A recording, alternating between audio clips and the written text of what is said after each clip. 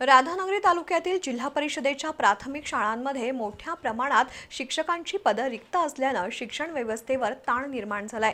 तालुक्यात प्राथमिक शिक्षण विभागातील एकूण 716 शिक्षक पदं मंजूर असून त्यापैकी 615 पदांवर कर्मचारी कार्यरत आहेत, तर तब्बल 146 शिक्षकांची पदं रिक्त असल्याने उपलब्ध शिक्षक आणि अधिकाऱ्यांवर अतिरिक्त कामाचा भार पडतोय। त्याचा थेट परिणाम शैक्षणिक गुणवत्तेवर होण्याची शक्यता आहे।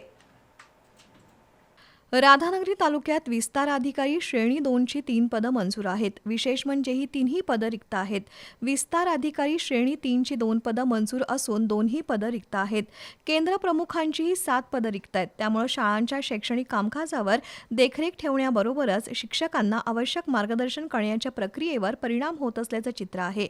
याशिवाय मुख्याध्यापकांची 21 पदं, अध्यापकांची 66 पदं, गणित विज्ञान शाखेतील 20 पदं, तर विषय शिक्षक पदवीधर भाषा विषयक 26 जागा रिक्त आहेत। त्यामुळे अनेक शाळांमध्ये उपलब्ध शिक्षकांनाच अतिरिक्त जबाबदाऱ्या सांभाळाव्या लागत आहेत। शिक्षकांची संख्या कमी असल्याने विद्यार्थ्यांच्या अध्ययन अध्यापन प्रक्रियेवर परिणाम होण्याची शक्यता आहे। शिक्षकांच्या रिक्त पदांसोबतच विस्तार अधिकारी आणि केंद्र प्रमुखांची पदं रिक्त असल्याने शैक्षणिक प्रशासनावरही परिणाम होतोय।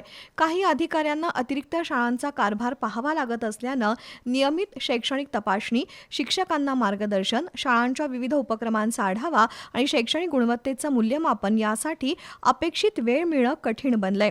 जिल्हा परिषदेच्या शाळांमध्ये गुणवत्तापूर्ण शिक्षण मिळावं अशी अनेक पालकांची अपेक्षा आहे। मात्र शिक्षकांच्या जागा भरल्या नसल्यानं पालकांमध्ये संभ्रमाचं वातावरण निर्माण झालंय। राधानगरी तालुक्यातील जिल्हा परिषद शाळांमधील रिक्त पदांचा प्रश्न गंभीर असून शासनानं त्याकडे तातडीनं लक्ष द्यावं अशी मागणी मनसेचे राधानगरी तालुका अध्यक्ष राहुल कुंभार यांनी केली आहे।